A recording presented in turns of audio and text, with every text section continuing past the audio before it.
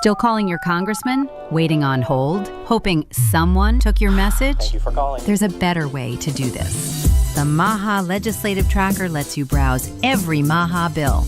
Pick the ones that matter to you and send a letter to your rep with a single click.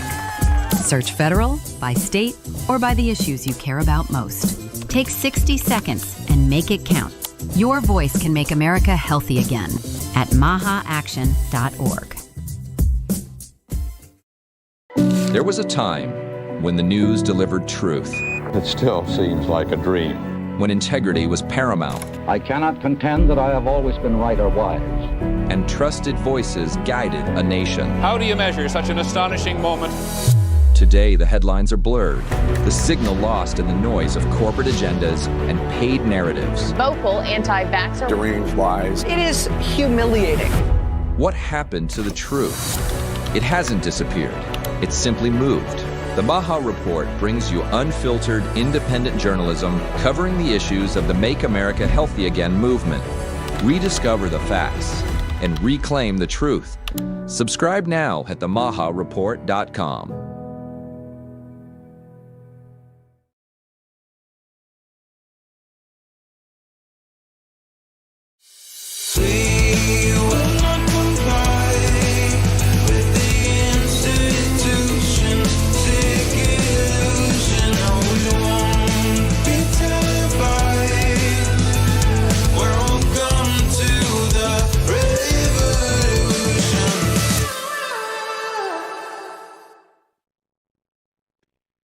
Welcome to the MAHA Media Hub, and welcome to the MAHA Revolution.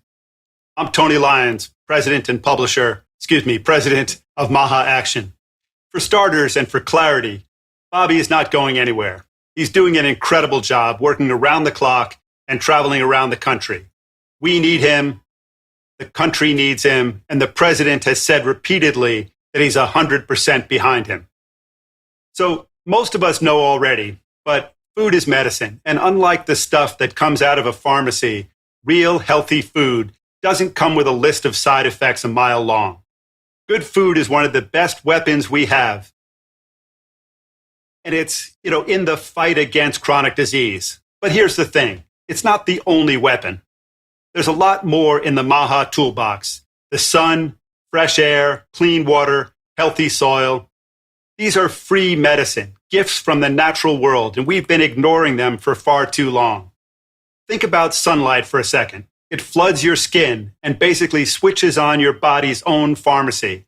Just a few minutes a day kicks off vitamin D production, and that strengthens your bones, sharpens your immune system, and calms inflammation down.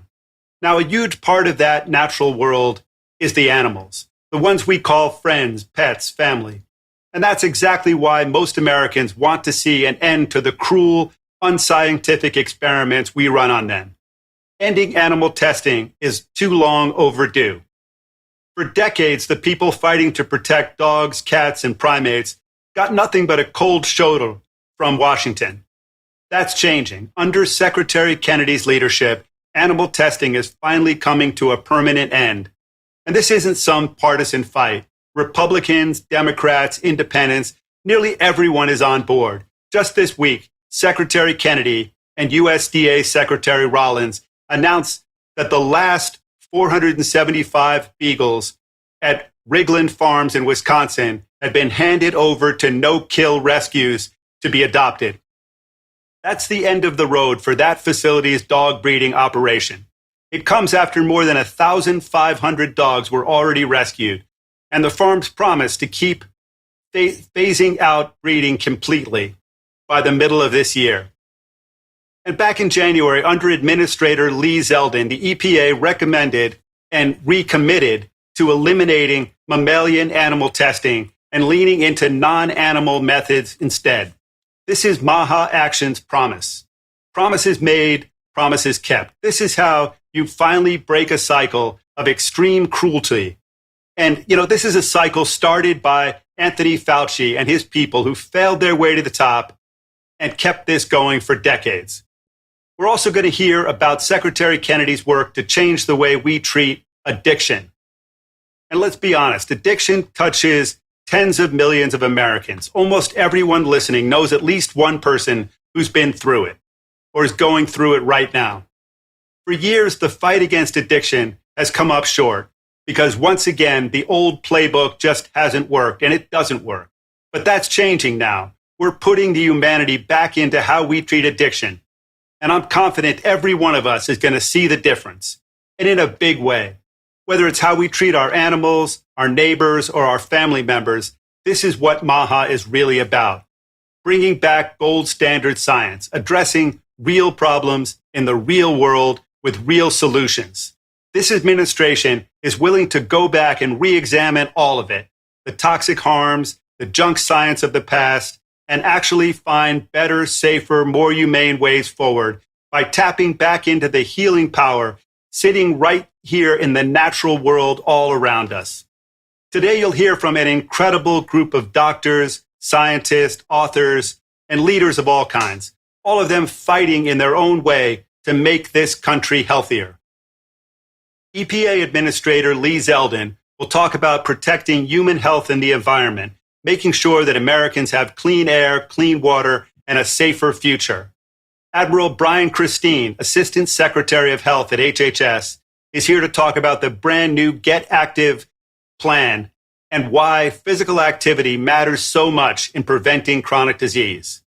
Chris Carroll, the lead on mental health and substance use at HHS, will cover today's historic addiction treatment announcement. Certified nutritionist and best-selling author Liana Werner-Gray will get into how the ingredients in her personal care products affect our health down the road and why what you put on your skin really does matter. Radiologist Dr. Rob Brown will talk about his upcoming book, Unplugged, which looks at the health and environmental impacts of electromagnetic radiation and wireless tech. Behavioral neuroscientist William Supple will discuss his new book, The Sunlight Solution, and the growing pile of evidence backing up the health benefits of getting more sun. And then Dr. Daniel Pompa will walk us through the hazards hiding in our indoor spaces and the practical steps you can take to cut down your exposure and stay safe. Then Dr. Eric Berg will share some of the insights from his upcoming book, Change Your Environment, and how modern environmental factors feed chronic disease and what we can do to stop it. And Gary Brecka will shed some light on just how cruel and unscientific animal testing really is. But first up, we have the man overseeing health coverage for more than 160 Americans, the administrator of CMS, Dr. Mehmet Oz.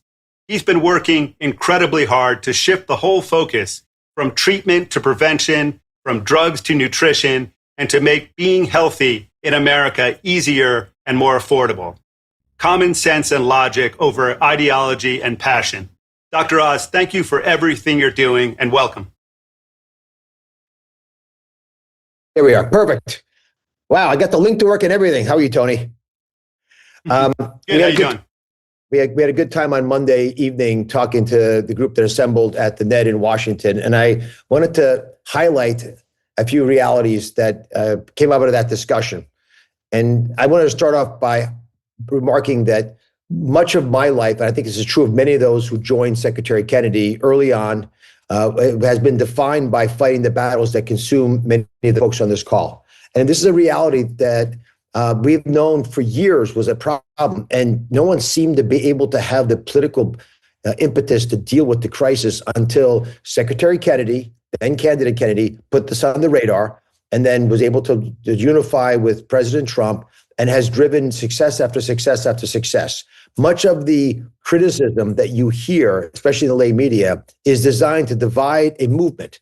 Now, I'm going to tell a short story that Secretary Kennedy shared with me once. He was talking to the founder of Greenpeace. They were off at some exotic location. And along the way, he asked him, what's it like to lead all these folks?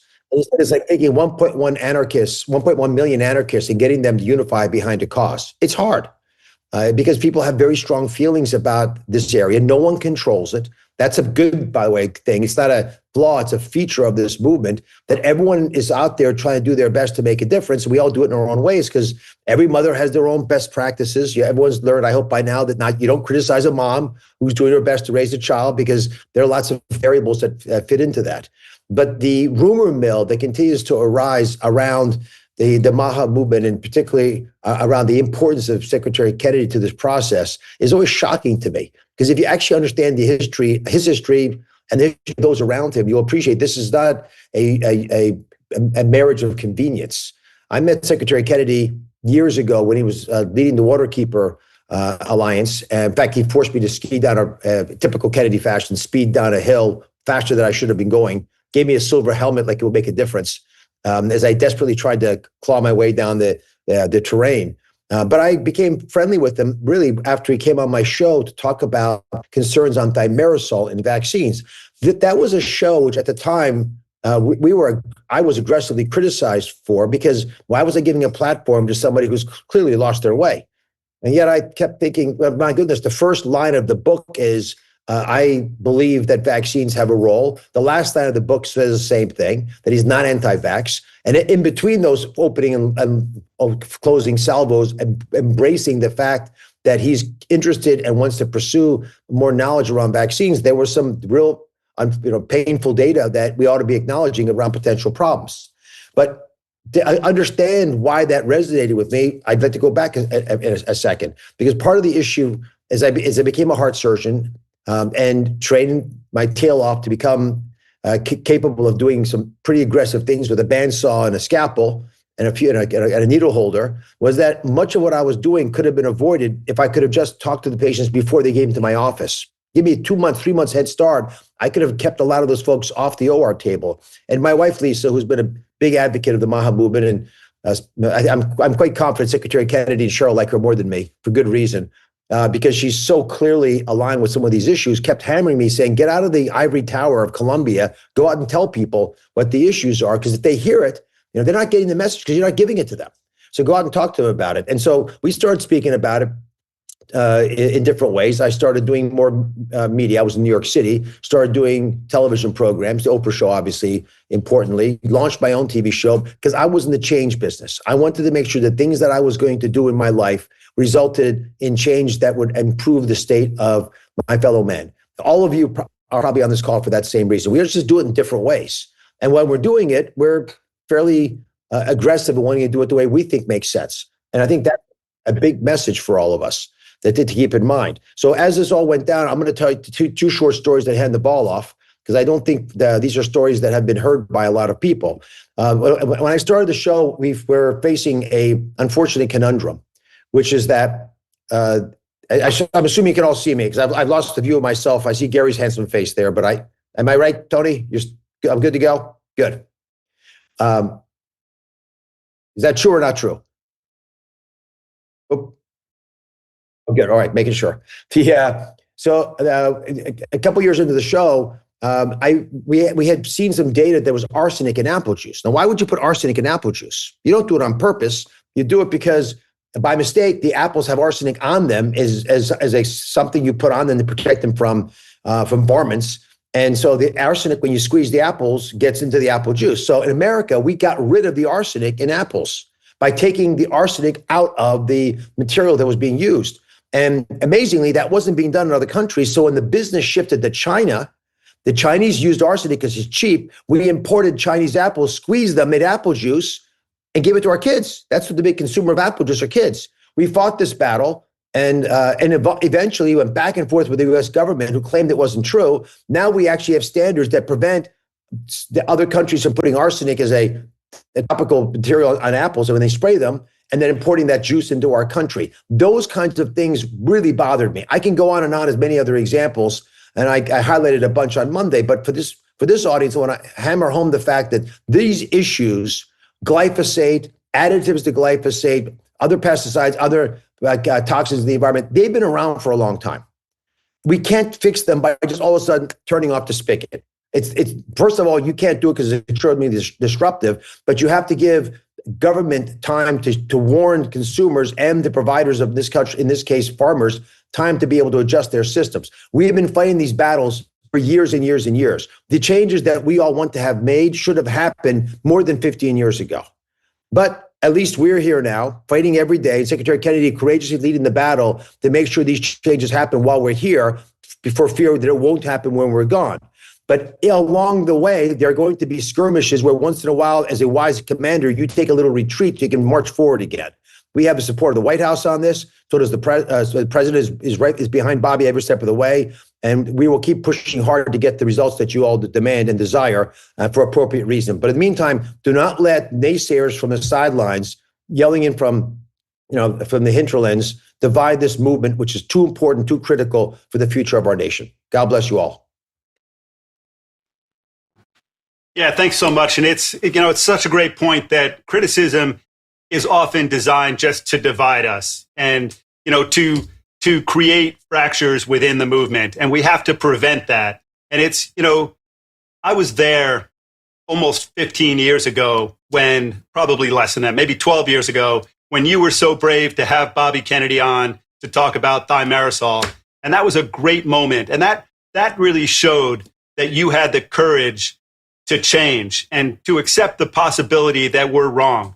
And that's such an important part of the MAHA movement, that we can accept criticism when it's real and that we're open to ideas, to any kind of ideas, and that the science is never settled and that we don't want to substitute one kind of settled science for a new kind of settled science. We want to look at everything. And you're doing that. And I'm grateful. And I know that all the people who are watching this are. So thank you so much. God bless you, Tony. Thanks for what you do. Thank you. Next up, we have Dr. Eric Berg, and he's known as the Knowledge Doc, and he's earned that title by becoming a globally recognized health teacher, like a professor of health, for something like 45 million followers on multiple platforms. And he's been doing this for more than 3 decades, explaining to people and helping them comprehend how their own bodies work and how they can, develop practical, tailored strategies for their own better health. So he's an incredible thinker, writer, researcher, but, he really wants to help people learn and to improve their own lives. And he's writing a book that gathers together all of the wisdom that he's gained over years and years of investigating these problems. So it's a groundbreaking book. It's called Change Your Environment.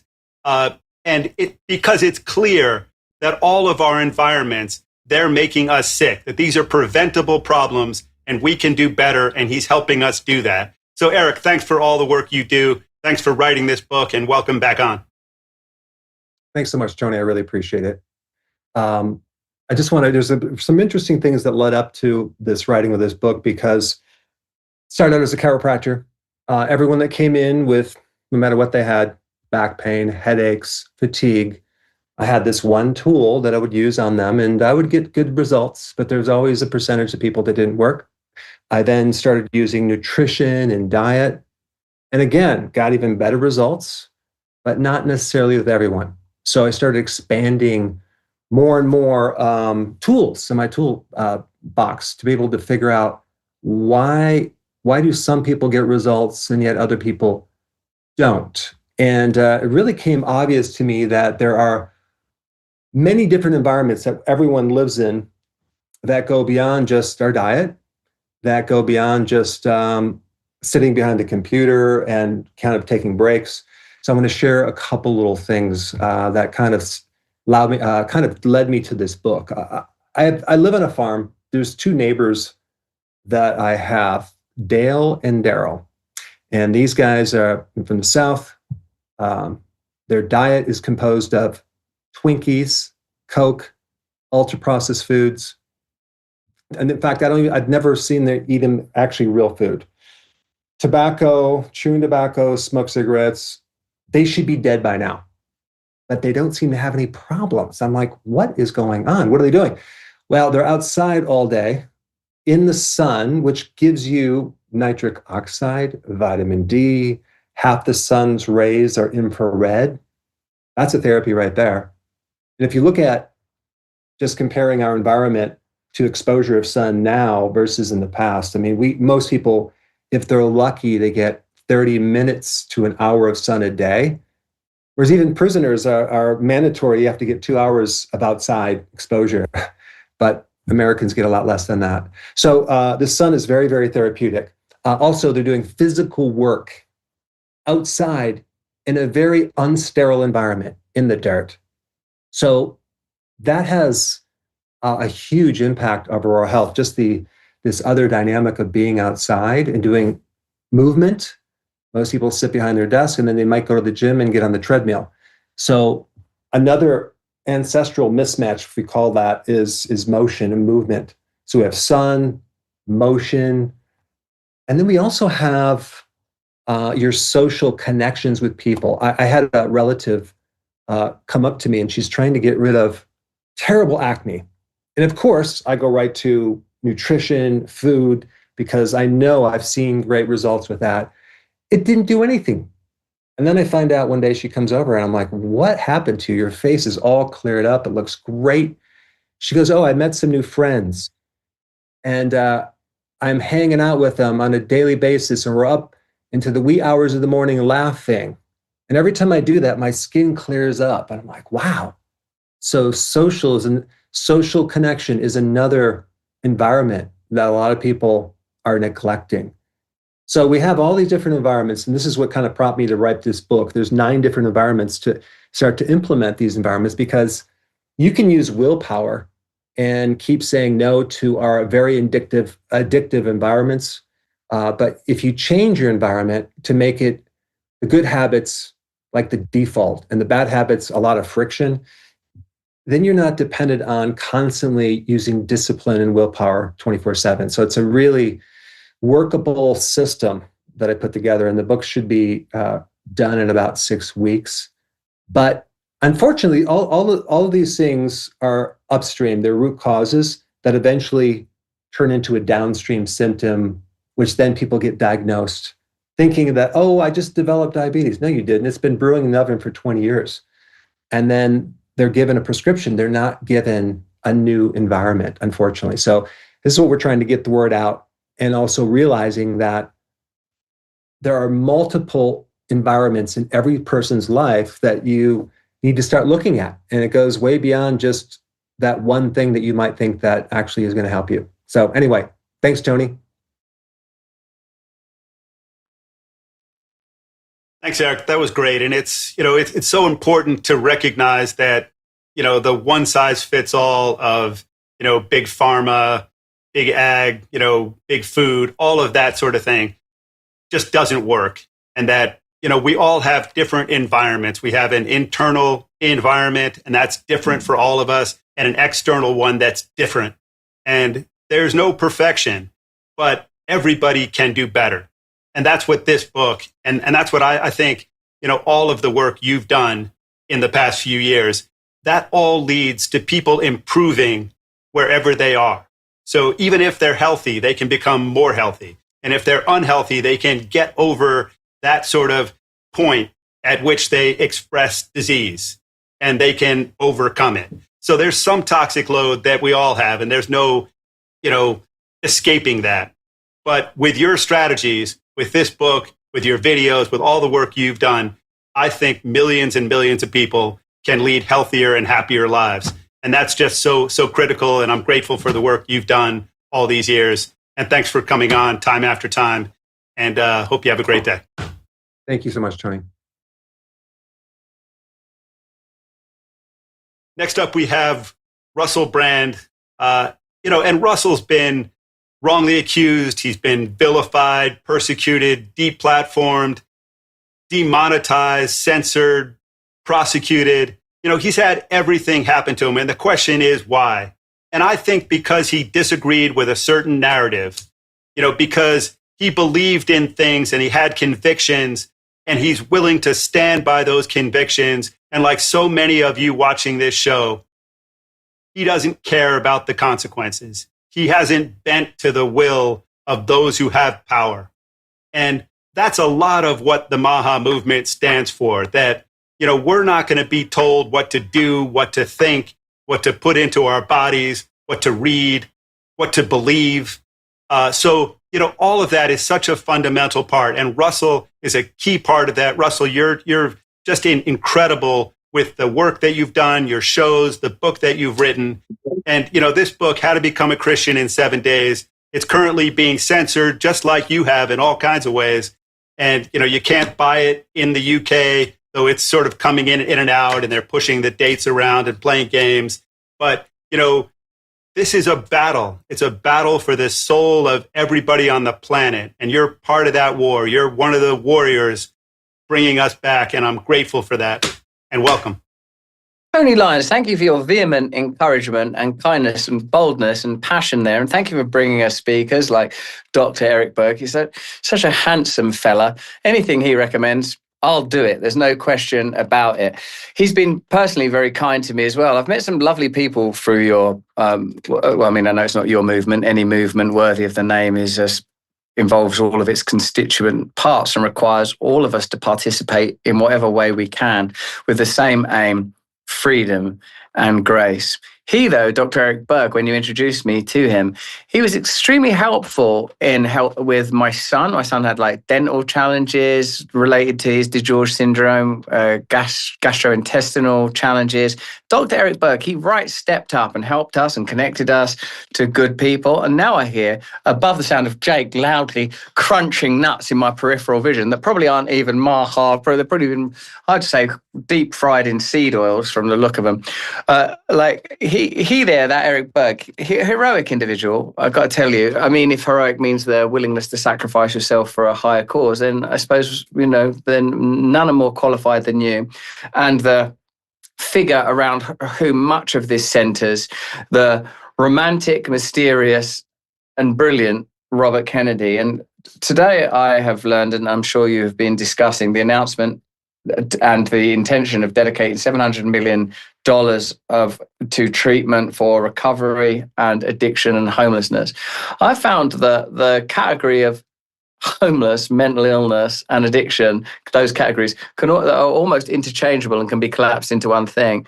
I've not really ever spoken to many homeless people that aren't drug addicts. I've not spoken to many drug addicts that aren't mentally ill. And I've not spoken to many drug addicts that, if they continue, don't ultimately, eventually, and inevitably end up homeless.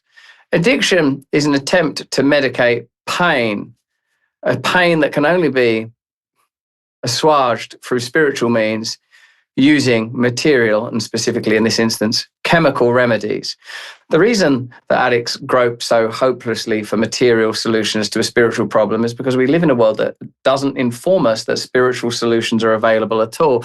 In fact, encourages us, first of all, into the ridiculous illusion that we are independent selves here to just compete for resources, to use one another as commodity, to see all relationships as in one way or another commercial. And there's no question that I lived a good portion of my life in precisely that mindset.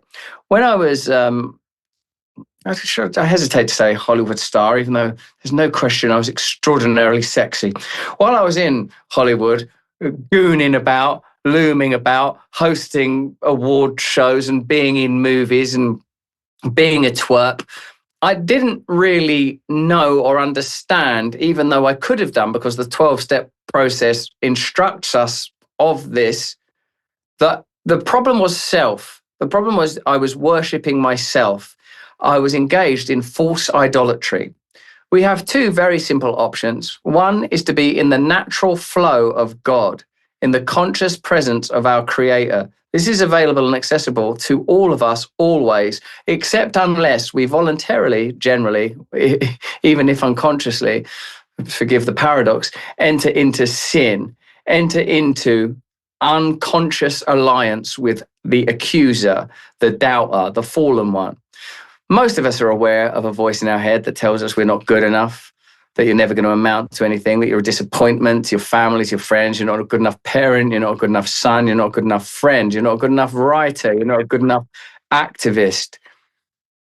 That voice is synonymous, I'm sure, sometimes with truth, but mostly it's the tune and chime of the fallen one, the enemy, the closed-off consciousness that wants us all separate and competing, locked in unending conflict. The voice of God recognizes that there's a unitary and unitive force that flows into all of us, that we are participants in his creation here in the present moment, that by the acceptance of his simple grace, that we can be like he was, saviors of the world. And how will we know that we're participating in such a thing? We'll suddenly become very invested in and interested in subjects that might previously have not seemed very important at all, like truth, like caring for vulnerable, poor people. You know, you can't I have a trial in October, and it fascinates me that my book is being censored. And in a way, I've got to be honest with you, it flatters me a little bit. It flatters me a little bit that people would bother to censor it. I quite like it. I'm glad that people would take the time to censor me and control me. However, you can't have a justice system without justice. And in my country, the United Kingdom, here are some principles of the judiciary. Innocent until proven guilty. And to convict someone of a crime, you have to prove beyond reasonable doubt that they did it. If these things are true, then I'm participating in a fair and just system, and I will be acquitted, and I'll be in a brilliant position to atone for the things that I've done in my life that are definitely wrong, but not criminal. And I will be able to continue to participate meaningfully in the ongoing process of trying to help myself and others to participate in us helping one another to live as God would have us live. Which is telling the truth, loving one another, being kind, expressing the grace and forgiveness that we've been freely given ourselves. I'm grateful for that. I'm grateful for this entire experience. I'm grateful for you, Tony, being so sweet, particularly after I was supposed to come to DC, got as far as the aeroplane itself before, I would say, in an expression of God's will, the aeroplane itself didn't work. So I was simply unable to get to DC. There was a button jammed on the radio, is specifically what was wrong with the aeroplane. And apparently radios are quite important in aviation. Otherwise, people would just be flying about up there like Howard Hawks.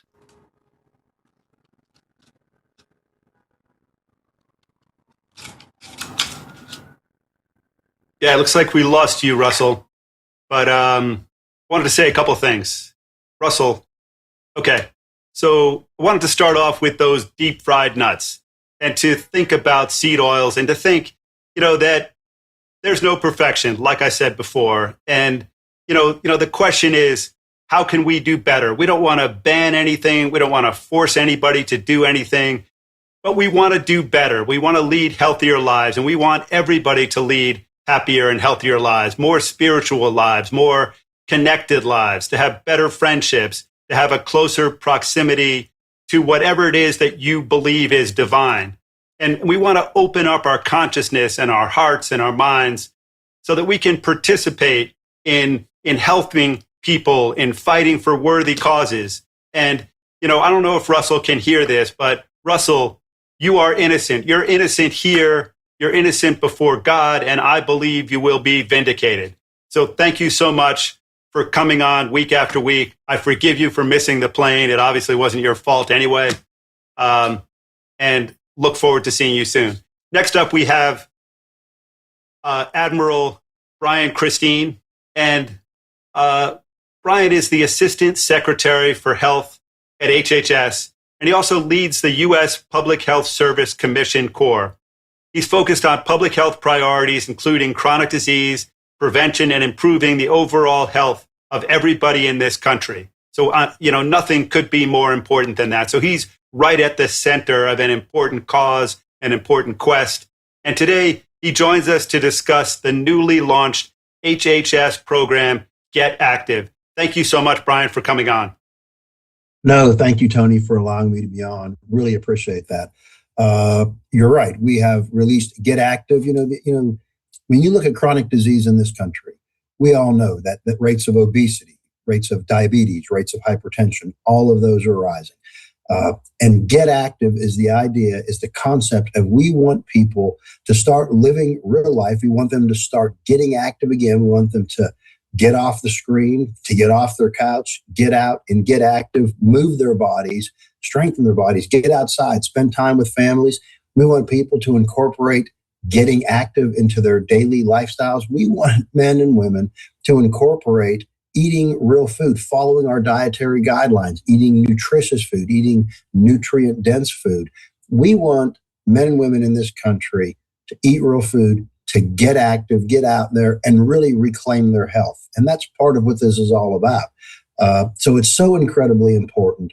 At HHS, you know we are attacking chronic disease. We're never going to stop that battle. We're never going to take our foot off the accelerator.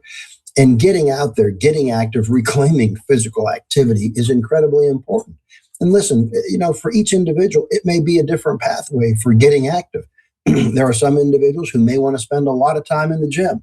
There may be some individuals who their idea of getting active is going to be to get out on a bicycle and ride with their family, with their kids, with their spouse. There may be some people who want to take long walks or swim or engage in triathlon like I used to do back in the day. Absolutely, getting active is something we believe in. We think it's something that's going to lead to better health in this country. It's going to lead to better physical health. It's going to lead to better emotional health, better mental health, because there's plenty of data to show that individuals who are using their bodies, who are getting exercise, getting good sleep, because that's incredibly important, keeping down their weight, keeping their body lean and healthy, those individuals have less tendency to be depressed or to contemplate suicide. So this all stitches together in our MAHA movement. We see the reactivation of the presidential fitness test. Secretary Kennedy has talked about that with President Trump. Hugely important because we want our kids to get active. When we've got 20% of our youth who are obese, when we have 77% of young men and women ages 18 to 24, the prime recruiting age, they're unfit for military service, primarily because of obesity and chronic disease. We've got a real crisis in this country. So eating real food, getting active, working on our mental health, working on our relationships with one another, encouraging our kids to use their bodies by reintroducing the presidential fitness test. All of these are incredibly important to making America healthy again, to making America great again. Listen, I think it's the most important thing that we'll probably do here at our time at HHS. There are so many great things that we're doing under Secretary Kennedy and under President Trump's leadership. There are so many wonderful things we're doing, things that will really change the country. But I believe these concepts we're talking about today are vitally important for men, women, and children. And I want to go ahead and say, perhaps especially important for men. My practice was over 35 years as a urologist, but 27 of those years were spent exclusively in men's health. That was my area of expertise. We know that chronic disease rates, obesity, hypertension, diabetes, mental health issues are all higher in men versus women. Men live on average about 6 years less than women. We know that these things, chronic disease, we know that mental health challenges are greater in men, with 80% of suicides being carried out by men. All of the things we're talking about, eating, exercising, being healthy, getting our kids active, all of these are going to help make America healthy again, make America great again, Tony. And I really appreciate the opportunity to be here talking with you about it. It is so important. Venues like this help us to spread the good news. I like to say evangelize and spread the gospel, the good news of our MAHA movement, of what we're doing for the country, what we're doing for all men, women, and children. I appreciate the opportunity talking with you. Thank you so much. And listen, I'll be happy to come on anytime. Thank you for what you do. And I'll have to say, I think listening to Russell Brand, it's a tough act to follow, but I'm glad to have the time with you today. Definitely a very tough act. But, you are out there giving us the gospel of MAHA, and that's just a great thing. Get active. Of course, people should get active. And like Dr. Burr said, people should move. They should get outside. They should play outside. They should work outside. They should exercise. They should eat real food, get sunlight, all of those things. It's so obvious. It's so simple. But we've been lied to. We've been propagandized. We've been told the sun is dangerous. We've been told all kinds of foods are dangerous, like meat, that really are incredibly healthy. So, this is a big change. And we have leadership in Washington that's telling us the truth for the first time in a generation. And it's not to make more money, and it's not to get more power. It's to make people healthier. So that's a great thing. We should celebrate it. We should be proud. And thank you for your incredible role in all of that. And thanks for coming on. Thank you. Next up, we have somebody else who has, lots of good ideas on how to lead happier and healthier lives, and has lots of products that she talks about, that she writes about, that are going to have good health outcomes for people. So Liana Werner-Gray is a certified nutritionist. She's a 3-time best-selling author, and she's had a lot of health problems herself, and she's fought through them. She's beaten them. She had a tumor, chronic disease, digestive problems, and weight loss with nutrition has been helpful. But she believes that food is medicine, like all of us do on this show. And she's been helping people heal naturally from cancer and chronic disease since 2009. She joins us today to explore an important but often overlooked piece of the health puzzle: the ingredients we absorb through our skin and what they may mean for our long-term health. Thank you so much for coming on, and welcome, Liana. Thank you so much, Tony. Thank you for having me. And I am in Utah at the moment for the South Summit, along with Gary Brecker and some other amazing MAHA advocates. And yeah, just Tony and MAHA Action, thank you so much for your consistency each week and putting this on. And thank you to our hero, to Bobby Kennedy, and to Admiral Brian Christine as well. Thank you for all that you guys are doing. So I'm just honored to be here with you guys, helping make America healthy again. And also, did you guys know that MAHA have some new merch? Check it out. I got an oversized hoodie. It's got all these cool stuff on the back, how food is medicine. And the cups say food is healing. I'm drinking ginger tea, which, by the way, is one of the best things for the skin. It's something that I drink every single day for the last 17 years. So in 2009, I was hit with a golf ball-sized tumor right here in my throat, early stages of cancer, along with a whole host of other health issues, and healed myself naturally. I also had acne and acne scars. And so when I first started my detox plan with a functional doctor and a naturopath, it was all about food and detoxing my gut. But then I started to dive into, okay, the skin is the largest organ. The largest organ we have is our skin. So I realized everything that we put on our skin is just as important as what we put into our mouth, because our skin is absorbing everything, and it goes into our bloodstream, it goes into our organs, it goes into our digestive system, it goes into our lymphatic system. And so it's just so important that we consider what is going on our skin, not just inside our mouth. So the Environmental Working Group actually reports that the average woman every single day will consume 168 chemicals just from personal care products. This is crazy. And it's just adding so much toxic burden to our system. And we can't afford to have that. We need to keep our immune systems up, our lymphatic system clean and cleansed during this time to keep fighting this good fight. And so here are just some of the things that affect the skin. Food, we know polluted air affects the skin too. It's why it's very important to have an air filter in your home. Unfiltered shower water. It's full of chlorine, fluoride, pharmaceutical drugs. That's going into your skin, your hair, your nails. So you want to invest in a really good water filter for your shower. Unfiltered drinking water, fragrances, perfumes. I have not worn perfume for 17 years because also my cancer was on my lymphatic system. So people who wear perfume, right, straight into the lymphatic system, on the wrist or the neck, it's going straight into the lymphatic system. And it's linked to hormone disruption, cancer, and also it's just so bad for the skin. Skincare as well, makeup. All the makeup that I wear is natural, organic, superfood makeup. So my skin is getting nourishment and at the same time as being able to wear makeup.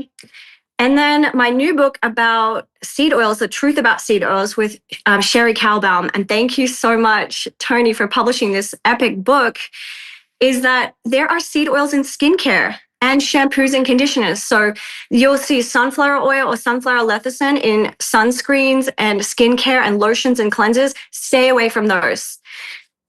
Let's see what else. So, one of the, I'll just move to a quick few solutions here for you guys. So one of the main solutions that I've found in the last 17 years is bentonite clay. Bentonite clay is volcanic ash. It comes from Utah here in America, and it is like nature's Botox first and foremost. So you can put it as a mask and do it really thick. Let it sit for an hour. It will pull out all impurities and it will set your muscles. So it's great for training your muscles. And then also you can drink it. So when I was really sick 17 years ago, I would drink it to absorb toxins, and then I would also bathe in it as well. So it's great for a bath. Add a cup of bentonite clay to a bath and sit in there for an hour, and your skin will just be so nourished, so hydrated, and look so beautiful and so glowing. And then you obviously want to eliminate the worst things for skin, which is refined sugar and seed oils. Those are the two worst things for the skin. And since I've healed, I've become a certified nutritionist. So I've worked with clients for years, and I work with a ton of people who have had acne, psoriasis, eczema, and every single one of them get healed if they cleanse the liver and the gut. The only reason someone has those issues is because of buildup of toxins in the liver and the gut. So drinking bentonite clay, going on the earth diet, drinking green juice, eliminating those toxic things helps to clean out the liver and the gut, and then will help clean out the skin. I've never seen someone heal psoriasis, acne, or eczema from topical medications. That might just get rid of the inflammation and hit the symptoms, but it doesn't actually heal and go in and heal the root cause. So I hope that helps someone here today. Thank you so much, everyone, for being an advocate for MAHA, and let's keep making America healthy again. Thanks so much. And, I just want to say a couple of things that, preaching the MAHA gospel includes storytelling. And I really love your story and the way that, your health journey, your tale of hope of how we can heal and how we can make better choices and how we can refuse to be victims and refuse to bow down to censorship and propaganda and lies and false advertising, and free ourselves and get out in the world like you've done. And you've really done this well, and turn your suffering into a way that will prevent others from suffering. And that is such a beautiful thing, that take the worst things that happen to you in your life and turn them into something that's good for you and that's good for everybody else. So thank you so much. Great to have you on again. Great to see you. Next up, we have Chris Carroll. And Chris serves as the Principal Deputy Assistant Secretary for Mental Health and Substance Use, and at the Substance Abuse and Mental Health Department at HHS. And he has over 35 years of experience leading behavioral health organizations. And he joins us today to talk about Secretary Kennedy's big announcement to fund with more than $600 million the interconnected challenges of serious mental illness, addiction, and homelessness as part of President Trump's Great American Recovery Initiative. Thank you so much, Chris, for coming on. Thank you. Thank you, Tony. Long-time listener, first-time caller. So thank you. Thank you for having me. First, I'd like to thank the Secretary for his historic announcement today. We've really never had a secretary that has been this committed to solving the addiction and mental health crisis that we have right now in the United States. We're especially thankful for that. It sold us short by $100 million. So it's a $700 million investment that is advancing President Trump's Great American Recovery Initiative in addressing the addiction and serious mental illnesses that have been fueling our communities for so long. These investments will help move people from the streets into treatment and recovery, strengthen families, save lives, and make communities safer. And again, I feel especially fortunate, and I know that SAMHSA and the rest of HHS feel especially fortunate that we have a secretary that sees people in policy, that he believes that we can issue programs that have compassion, and that he wants to give every American with that has an addiction or a mental illness the opportunity at recovery and to live fulfilling lives in communities. The flagship of that $700 million is a $100 million program called the Safety Through Recovery Engagement and Evidence-Based Treatment and Supports Program. This is STREETS Initiative. This will award 8 communities $100 million over 4 years to develop multi-sector state-of-the-art systems for people who are homeless or who have substance use disorders. And as we heard, and we know that they're inextricably linked. Studies have shown up to 80% of the homeless populations have addictions or serious mental illness. It's probably more than that. This program will place special emphasis on rapid, comprehensive, coordinated street-based engagement, treatment, recovery supports using community-wide approaches that bring together government, health and housing programs, law enforcement, and the courts as well. Secondarily, we have $233 million for our certified community behavioral health centers. We have 500 of those nationally right now. We need 5,000.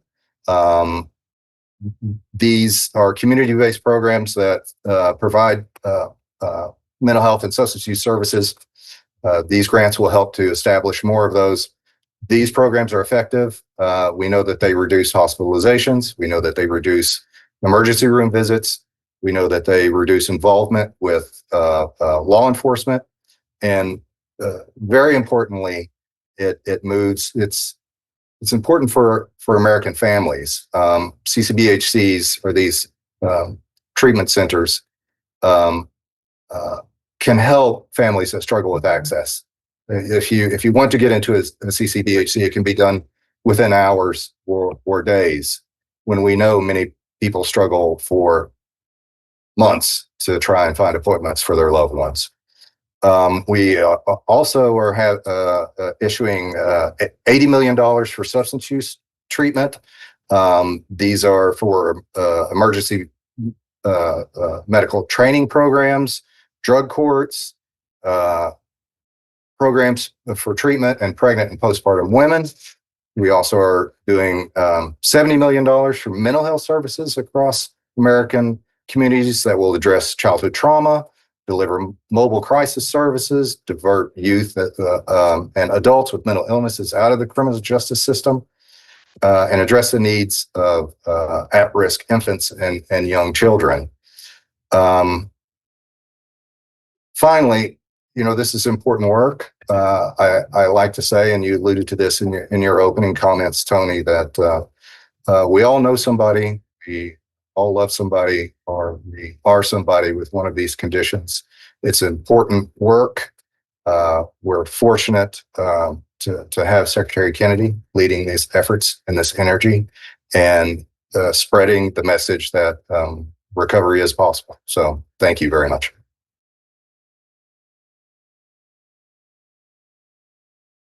Sorry about this 700 million versus 600 million.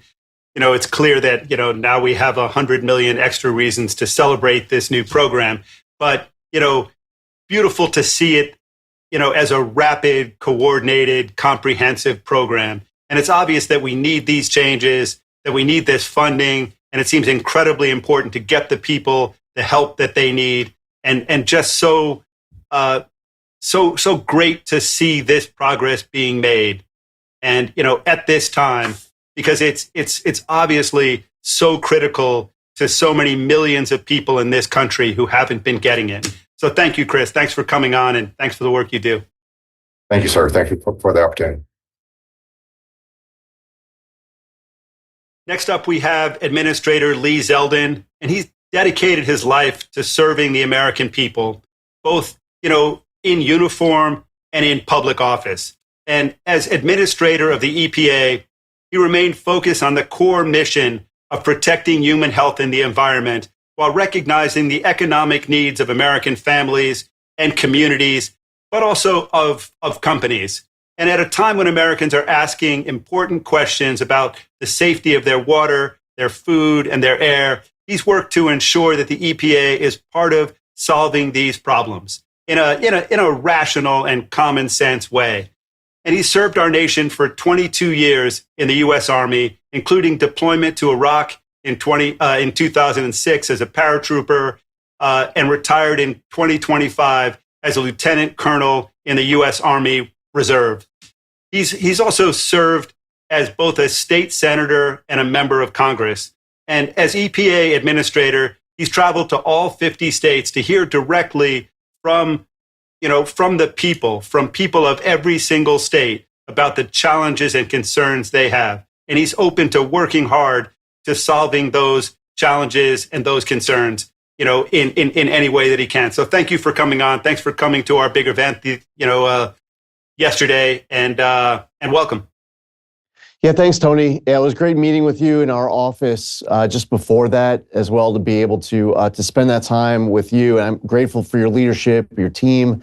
Of course, Secretary Kennedy, who has been such an important partner and leader. And I'm excited about all of the great work that we're going to be able to do together in the months and the years that are ahead.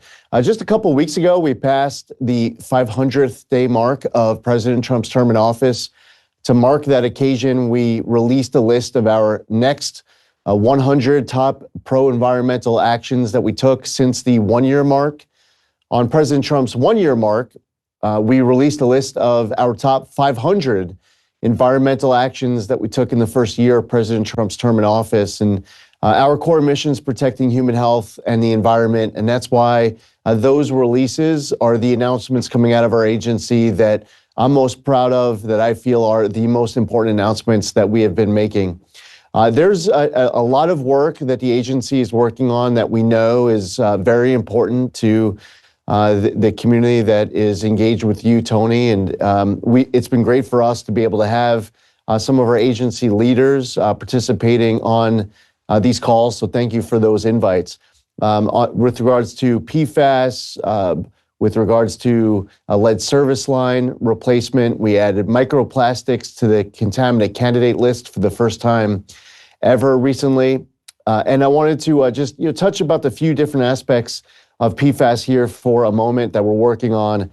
There have been so many advancements as it relates to the treatment, disposal, destruction, all the innovation, the technologies that are out there.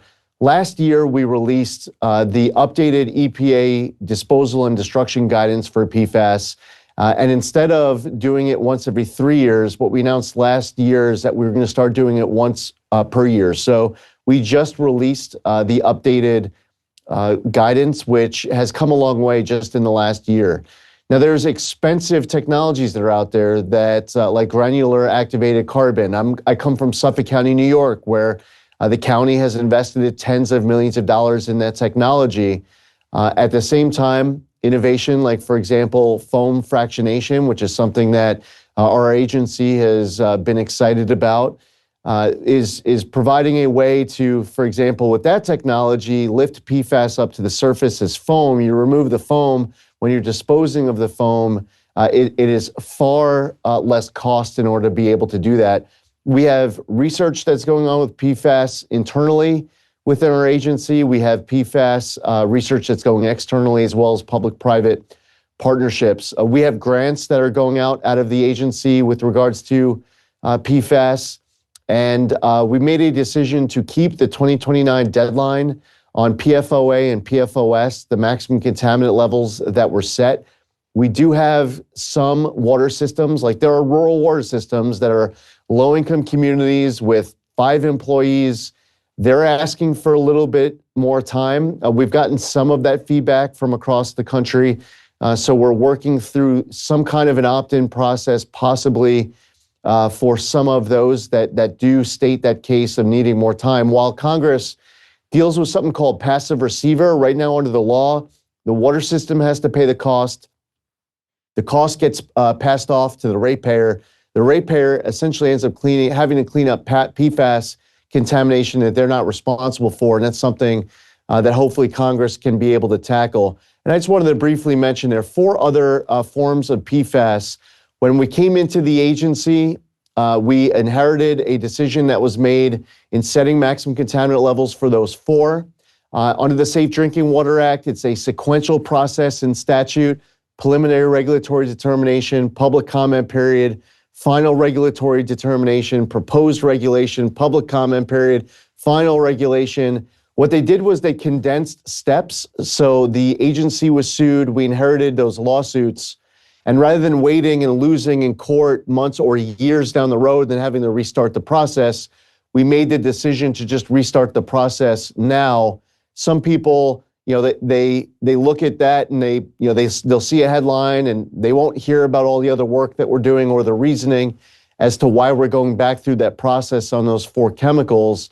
So I just wanted to explain that as well. So I know we only had 5 minutes. I wanted to say thank you to you, Tony. Of course, a shout out to Secretary Kennedy, Stephanie Spear, and their team at HHS and Dr. Oz.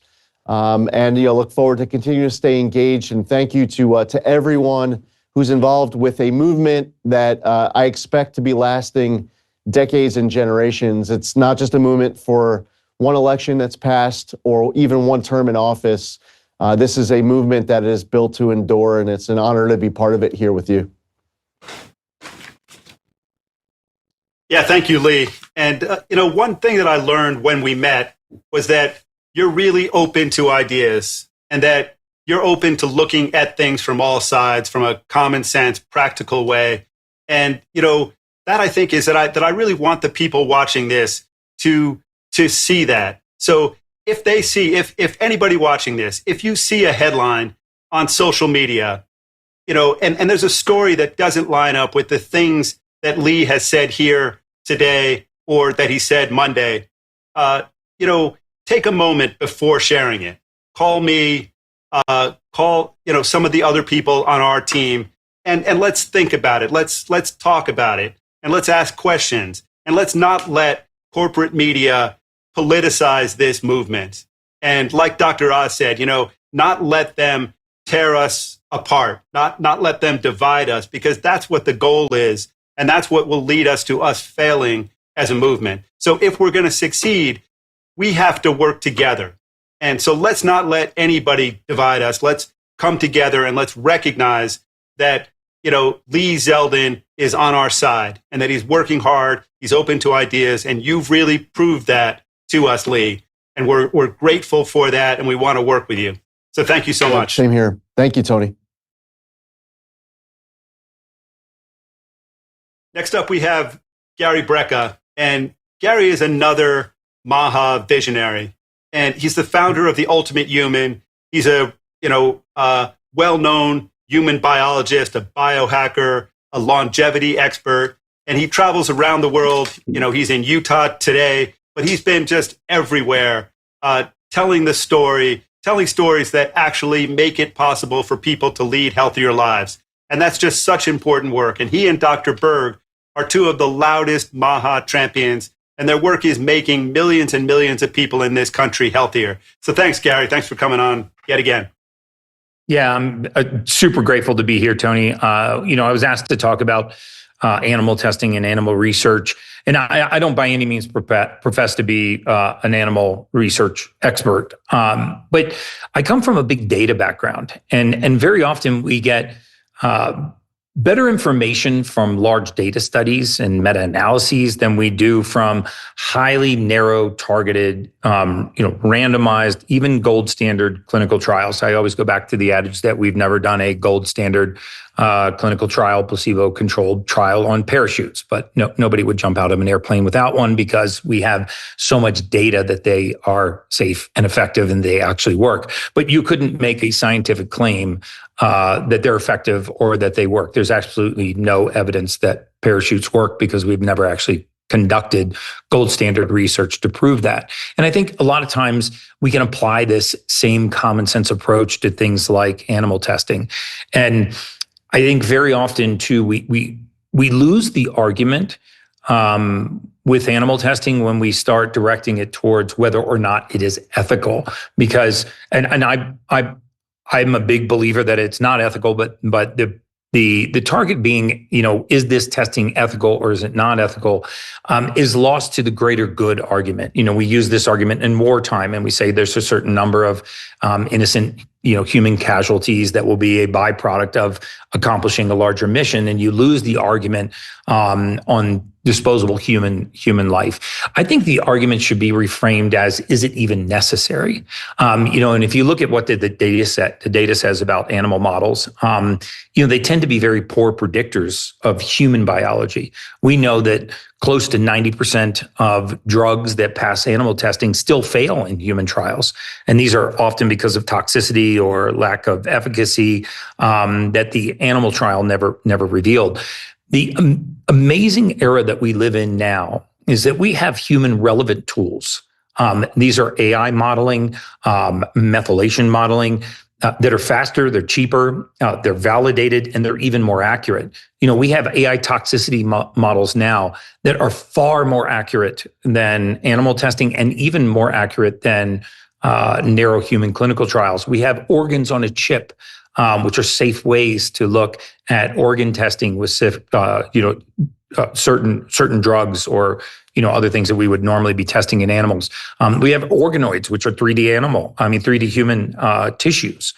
These are literally three-dimensional human tissues. We have in vitro human cell assays that are far more accurate because they can take 700 trillion independent variables and create an actionable result. We can actually look at all 300 billion methylation pathways at the same time that we are considering external variables. So there's a growing list of tests and human-based methods that are already exceeded by these AI toxicity models. And so I think reframing animal testing, it's not to say that the ethical argument is not a good argument, but reframing the argument as whether or not it's even necessary because we have better, more accurate models, I think would go further towards pushing animal testing, out of our future and really making this AI modeling, and some of these other avenues that we have that are readily available more promising. You also have been touching on something that's very near and dear to my heart, and I'll be fast if I can. Again, I come from a big data background, a data science background, and at the tail end of my career in mortality modeling, we had a saying in addiction that the absence of dopamine was the presence of addiction. Right about the time that I was sunsetting that career, PET scanning started coming out, proving that the D2 dopamine receptor reduction in the prefrontal cortex was a significant driver of addiction. And we rarely treat the dopamine deficiency. We treat the tachyphylactic response that comes from being physically addicted to a chemical compound or other compounds. And we get rid of that physical addiction, but we don't actually treat the driver of behavior. And dopamine is the driver of behavior.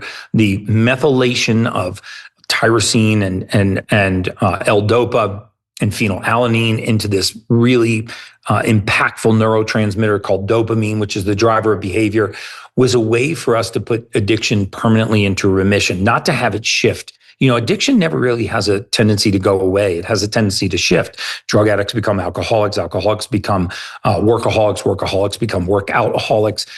This is very well documented. And treating the dopamine deficiency as a way of creating permanency.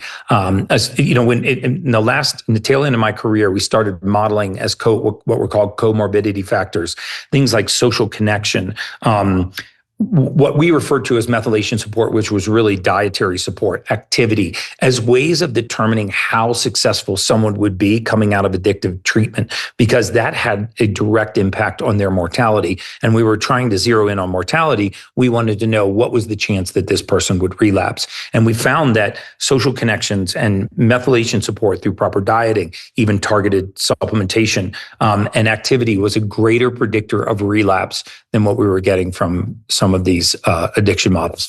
And with that, I will hand back my time because I'm already over, but thank you for having me. Yeah, thanks, Gary. And it is so clear that you're right, that animal testing just doesn't work. And like you said, that's what the data shows, that we have incredible alternatives now. I mean, that's just a wild number that you said, 7 trillion actionable variables. This is 700 trillion. That we 700 trillion independent variables. Yeah, that just crazy that that's true, and that we're using this outdated model. We're torturing animals for no discernible benefit to anybody other than the people, running those facilities and making money. So, it's unconscionable. We should stop doing it. We have much, much better alternatives. Then I love what you said about treating the dopamine rather than pushing people from one addiction to another, because the dopamine problem hasn't been solved. So, there are such better ways to look at things, and we need to be open to ideas that don't just continue problems year after year, where we have studies showing sugar is really dangerous. So we have a whole generation going to high fructose corn syrup so that companies can say contains no sugar. Those are the kinds of games that we've been subjected to for a generation now. And we need to fight back and really solve problems and not just push them off or confuse people. So thanks for the reality check that you constantly give us, through the posts that you have, through all of the speeches you give to sort of tell the truth and not just allow these companies and this captured media to tell us stories that just aren't true. Thank you, Tony. So thanks for coming on again. Of course. Next up, we have William Supple Jr., PhD, and he's a behavior neuroscientist. He trained at Dartmouth studying brainstem mechanisms of learning and memory. And he's here to discuss his new book, The Sunlight Solution, which encourages us to re-examine the science and stand up to the misinformation that's so incredibly rampant and restore health by embracing nature's original medicine, which is the sun. So thanks for coming on, William.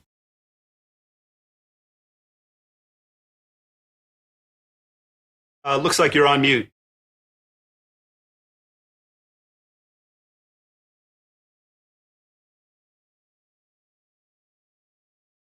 How's that? Can you hear me? Perfect. Okay, perfect, and great. Welcome. Thank you. Yeah, it's such an exciting time to be part of this. I'm making notes of what everybody's saying so everyone can learn. I kind of have a funny story as to how this book came about. I had pitched Tony and Skyhorse for the Cancer as a Parasite book. I'm the Cancer as a Parasite guy. And somehow vitamin D came up in sunlight. And after about an hour of talking about vitamin D and sunlight, we got to the Cancer as a Parasite book.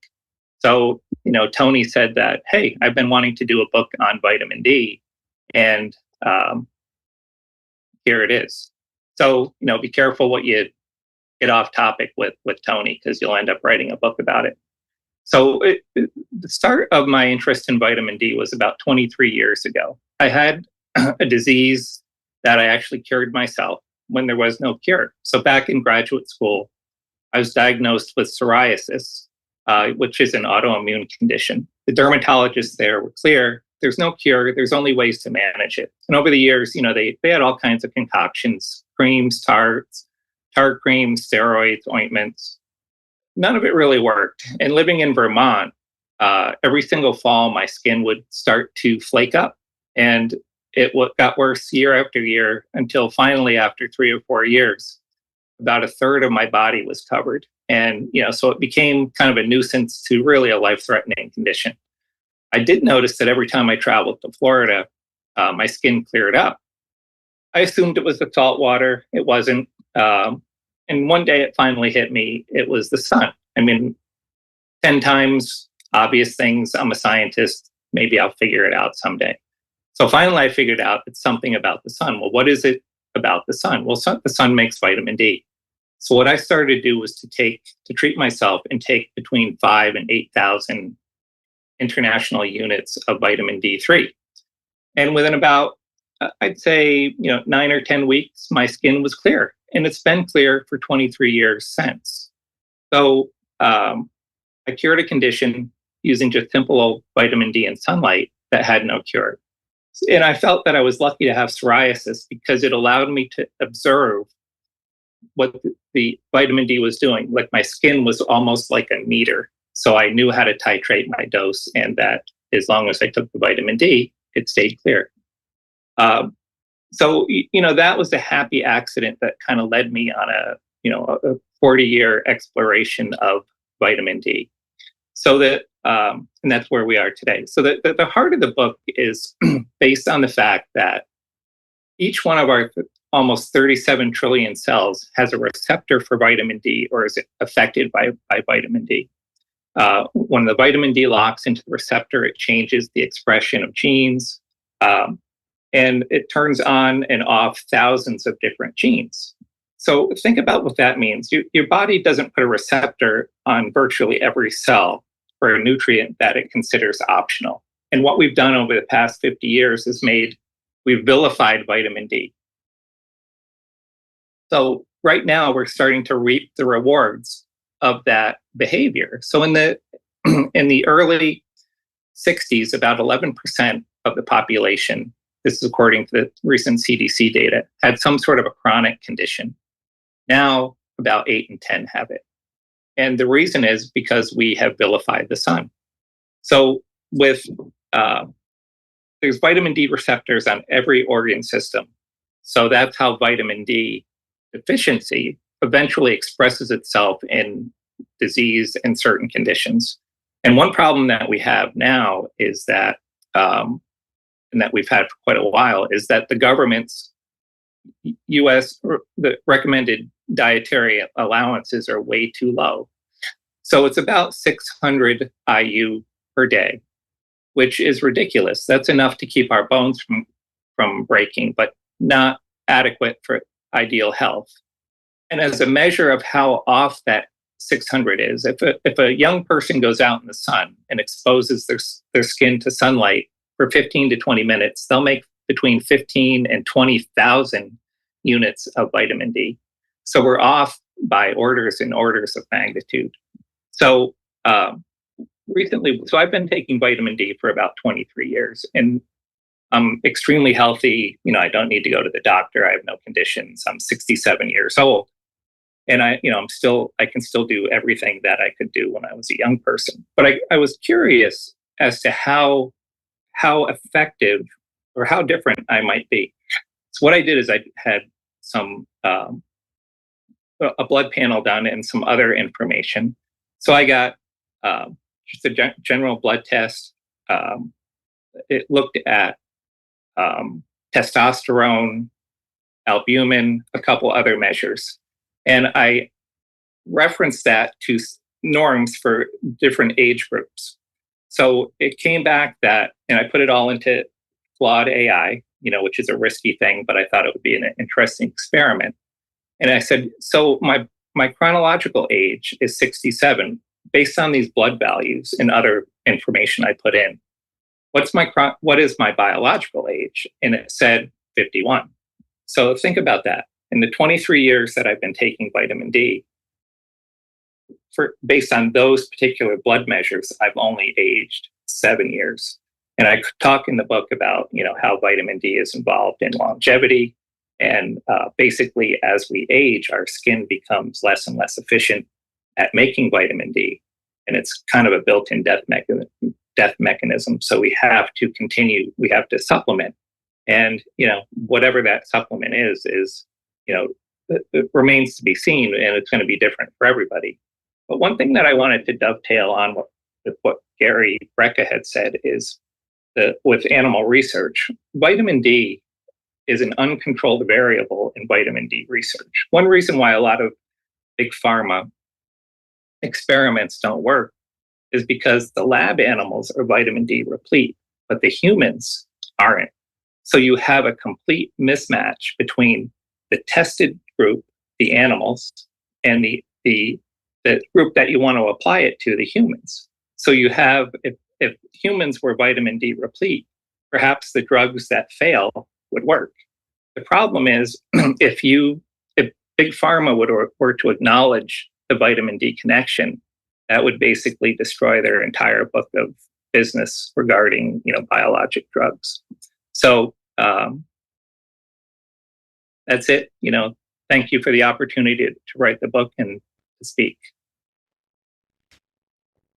Yeah, thanks for coming on. And, it is true. I want people to write books And I want people to read books, not summaries, not 7-second hits on social media, but complete arguments that they can really think through and listen to experts like you who can really help them. And your health journey, like Russell Brand's, like Liana's, like Dr. Pompa, who's coming on later, these stories are so important. And they're sort of cautionary tales, but they're also tales of hope.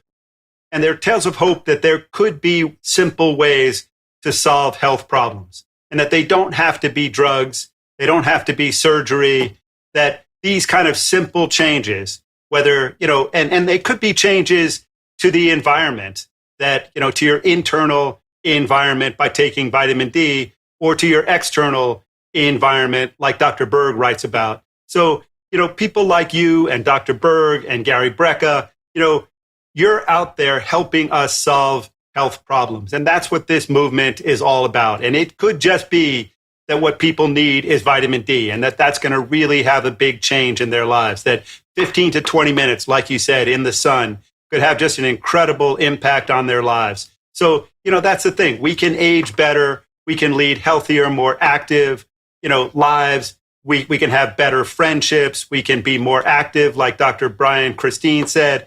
So, there's all of this great information, and I want to be the one helping to get it out there. And I'm so grateful to you, William, and to all of the other people coming on this show and getting these messages out there. So thanks for coming on.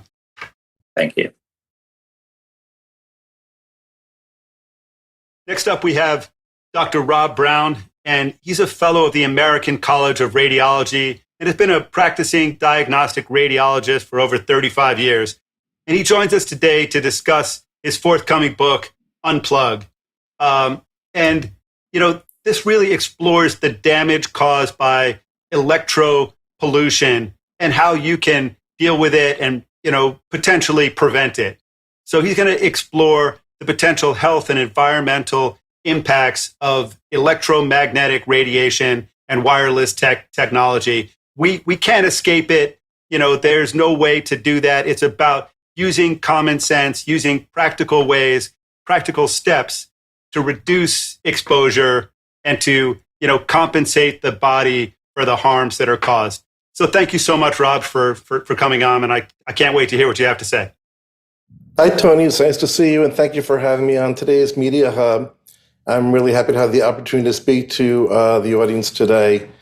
Yes, in my profession, I see images created by the interactions of radiation on the body daily. Ionizing radiation we use in CAT scans and PET scans. We see the images generated by the passage of this ionizing radiation through the body. And with MRI scans, we have pulsations of radiofrequency radiation that pass through the body, and they create images on an MRI machine. So I see the different tissues in the body and how they interact with these forms of radiation. And during my training, I developed a respect for radiation. It was instilled to me by my mentors, and it was pretty much limited to ionizing radiation, in other words, gamma rays and X-rays, because at that time, we believed that that was the only type of radiation that could cause damage. It caused ionization of atoms, and that could lead to cancer. And so we believed that non-ionizing radiation was safe, that the only effect that it could have was a generation of heat. And as a result of that, wireless technology has exploded. Unfortunately, as our environment has become increasingly filled with waves of human-generated electromagnetic radiation, it's become abundantly clear that these bandwidths of non-ionizing radiation aren't as safe as we were led to believe. And uncovering the impact of non-ionizing radiation on health has really become my passion these past number of years. And in the brief time that I have here, I'd like to impress upon you a few bits of information. First of all, microwave radiation penetrates into our bodies. When you place a cell phone into your pocket, every moment that it's pinging the network, the emissions from the phone are not only radiating out into the environment, they're penetrating through your pocket and into your body. It's hard to imagine that something invisible like a silent radio frequency radiation wave can impact our health. We're used to thinking about health and wellness in terms of biochemistry and how different compounds and proteins and enzymes work and how effective they are. But in this case, we're talking about pure energy, pure form of energy. And although many in the scientific community are still under the impression that this form of radiation is only generating heat, it's become clear that this radiation is doing more to us than we really even understand at this point. It's affecting the electromagnetic interaction of water molecules with themselves, and it's causing the depolarization of cell membranes. With long-term exposure, the alteration in the cell membrane can lead to a potential cascade of events called that can lead to the cell becoming distressed and potentially diseased. It's a lot to grasp, for this science bridges the disciplines of biology and medicine, physics and engineering. And there are literally thousands and thousands of articles in the scientific literature cataloging the various impacts of human and environmental health effects from this form of radiation. Unpacking and integrating this information can seem daunting because there's so much out there to read and learn. And it was my goal in writing Unplugged to tell stories from my own personal experience and provide scientific information to the reader to help them become educated about the health effects of this form of radiation and to learn how to modify daily behavior so that we can engage the technology and reap the benefits of this amazing technology that we have, while at the same time maintaining our health.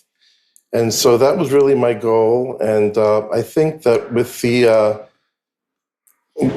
end product, it's a success. I think that anybody reading the book will learn quite a bit from it. So thank you again for asking me to speak today. I really appreciate it. Yeah, thanks, Rob. And it is such a it's a key point that radiation is here to stay. All of these products, we need them. They're a part of our lives. So the question is, how, like you said, how do we modify our daily behavior to, take the benefit and avoid as much of the harm as we possibly can? And that's the goal. That's what everybody wants. We're not going to get rid of our cell phones. They're here to stay.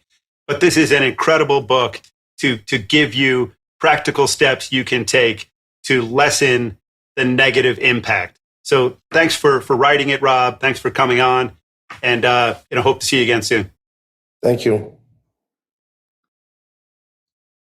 Next up, we have Dr. Daniel Pompa, and he's had an incredible health journey himself. But he's the founder of the Pompa program and healthcenters.com, and through his own journey to health, he became a leading cellular health expert and is now teaching practitioners all around the world. He's also writing a book, like so many other people who've come on. But he's teaching advanced detoxification strategies. So once again, we need practical ways to solve the problems that we're faced with. We can't ban things. We don't want to force people to do things. But like all of the people who have been on today have said, there are hazards out there, and Dr. Pompa can shed light on what those hazards are and practical steps we can take to reduce exposure and be safer and lower your toxic load. So thanks, Dr. Pompa, for coming on again. Yeah, we're going to talk about a big one today. So if you waited, oh man, it'll be worth it, I promise. Tony, sorry I didn't make DC. You can hear my throat's still a little scratchy. I traveled so much, I put myself under the weather. So, and guess where I'm at? I'm here in Austin, but I want to thank the Austin Regenerative Therapy Clinic here that's giving me some high-dose vitamin C and Niagen and for sharing their space with me because I've been on this call for an hour. But yeah, they're one of the top regenerative clinics in the U.S. And my wife and I would never do Botox or filler. So this is one of the places that we come because we won't do it. And by the way, I want to do a whole show on that because America, if we're going to make America healthy again, has to understand that. I have so much to say about so many of these topics. Caddy, you can't put me last. I go out of my mind because, looking at the sun, I mean, Dr. Subble, your book, I can't wait to read it. Eric Berg talked about the sun, people going in the sun and how it leads to health. I can say this, it's not even just about vitamin D. The sun does so many things that I believe we haven't even discovered yet. One of which is cholesterol sulfate. It takes cholesterol, puts a sulfur on it, and it literally leads to our hormones. Vitamin D is a pro-hormone, but it absolutely immediately affects immunity, how our body works. And think about this. We've been scared of cancer because we've been, told that the sun causes cancer. So we're slathering ourselves with sunscreen loaded with oxybenzone as an active ingredient, which we know has been linked to hormone disruption and cancer, the very thing we're trying to avoid. Oh, and then it blocks most of the UVB, which, okay, that burns us, but then it exposes us more to UVA, which is the cancer causer. This seems really odd. Oh, and then we're spraying our kids with the aerosol, which it says, you shouldn't breathe it. Well, how do you spray suntan lotion and spray it without breathing it? It shouldn't go into our lungs. So our kids are just like literally taking it into their lungs. Oh, cancer causing. So I have so much to say on this. Oh, and the aerosol itself is toxic. So it's just remarkable. Okay. One of the things, we talked a little bit about dogs, right? This is such a good thing that we're taking, as Gary pointed out. We don't even need to do this research on animals anymore with AI. Of course not. And I think that is the angle that we take. But dogs can be used for great things. Let me tell you what we're doing in our space. My space is filled with people looking for answers for unexplainable illnesses, whether it be autoimmune, thyroid condition, what the heck wrong happened in my life. I have anxiety, brain fog, gut problems. One of the places that people forget to look, or they look incorrectly, and I'll explain that in a minute, is their home environments. Okay, so when I see somebody and I listen to their story, within no time, my brain's thinking they may be in mold. But here's the problem. They bring in the expert, and the expert does what? An air test. Waste of money, waste of time, garbage. Worse yet, it leads them to a false assumption that they're okay and their problem wasn't mold. And then maybe, if they're lucky, they talk to a guy like me that says, oh, air testing. Oh, you dust tested with ERMI? Look, yeah, that's a history of mold, but still not the way. You need a mold dog. See, this is the way we should be using dogs, not testing. We bring a mold dog in. I could tell you story after story. And sure enough, they find the mold.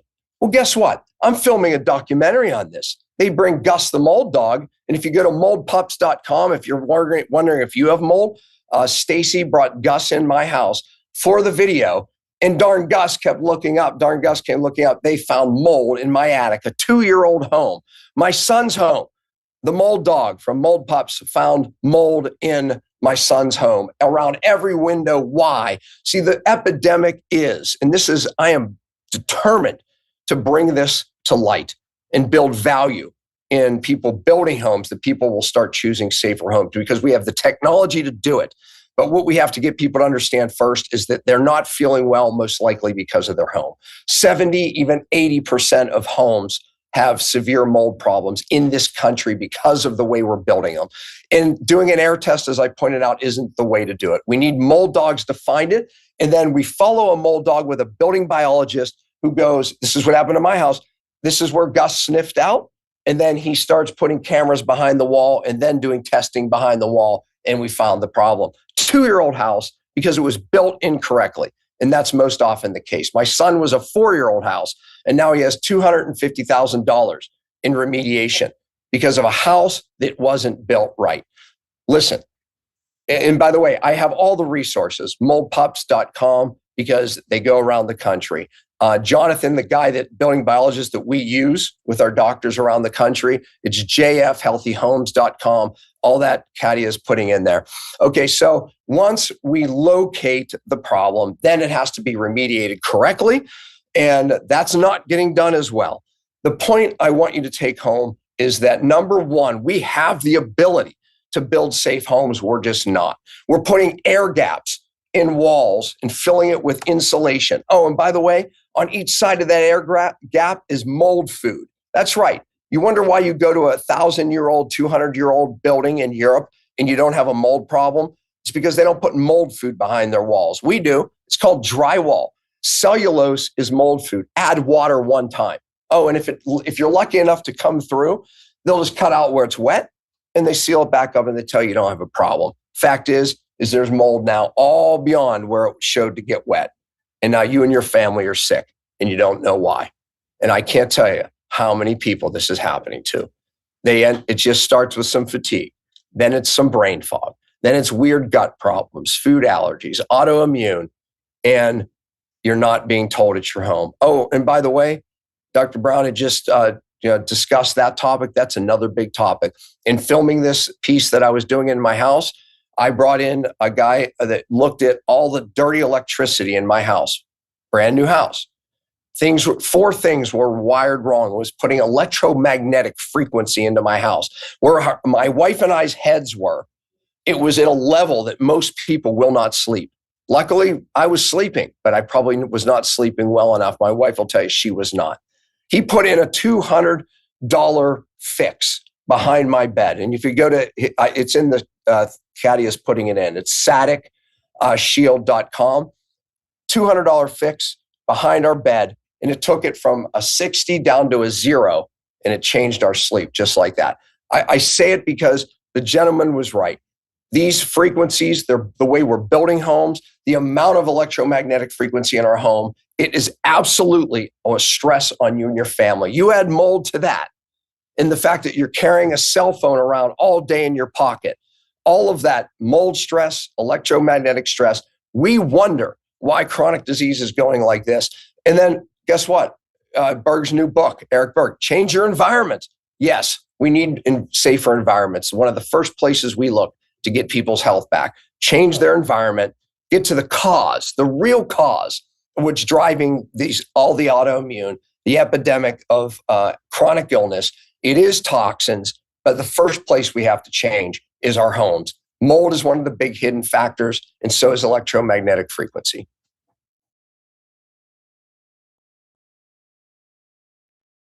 Dr. Pompa, thank you. That was really great. And let me just say that, this has been a dream team. Next time, let me just promise you now, next time you go first. That's the deal. Definitely. Exactly. I had so much to say about these topics. I had so much to say.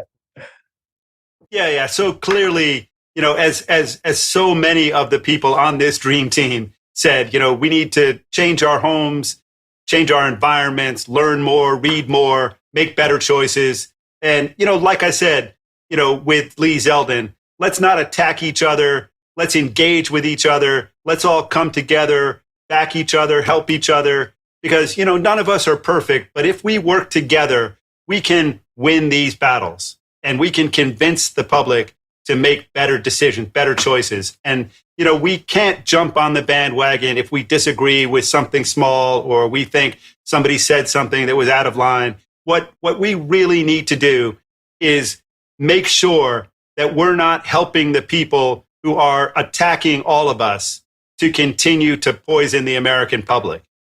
And we can do that by creating a unified movement, which doesn't mean we agree all the time, because we're not going to, because that's what's fundamental to the MAHA movement, that it's okay to disagree, that we don't believe in censorship, that we believe that none of these things are settled and that we can always do better. And so, I'm grateful to you. I'm grateful to all the people who came on today. Hope to see you soon. And I will stick to that next time you're first. All right. Thank you. I love being here, though. Big part of the mission. Thanks again. So, and thanks to all of you for joining yet another MAHA Media Hub. Sorry that it went so long. And as always, thanks to all the speakers for coming on. I'm going to skip a lot of the final words that I say each time. But, let me just say that if we stick together, we can continue to win in this movement. And we've had win after win. But there are powerful forces really trying hard to drag us down. And they make up stories about Secretary Kennedy leaving. We all know that's not true. It's not only, there's that there was no basis in reality there. It was a rumor with a purpose. And that purpose is to lessen the confidence that we all have in our own movement. So we need to discount those kinds of things. We need to check in with each other and never just assume that the things that we hear are the truth. and recognize that we can question everything. We should question rumors. We should question, statements that come out in the media, because those are usually propaganda, and those are usually aimed at making us sick and making a few very large companies incredible profits. And that's not what we're here for. We're here to get to the truth, to get to better health outcomes. Thank you all for joining us, and hope to see you next week at 4 p.m. Wednesday. America's children are sick, and moms have been betrayed. The time for empty promises, long past. Now is a time for action. MAHA is the most powerful force of collective action in generations. The grassroots power of moms and activists has created an army of health warriors with more reach than all mainstream media combined. Together, we can end the chronic disease epidemic. MAHA's influence is reaching millions. It's reaching Congress. And that energy, these chain reactions, are working. How about Operation Stork Speed? Dozens of food companies removing toxic ingredients. I plan to lead by example. MAHA is now. We're talking about how to change the culture. The American people want America healthy again. It is a renaissance moment in health in America. For health, freedom, and the truth. Join us at MAHA Action.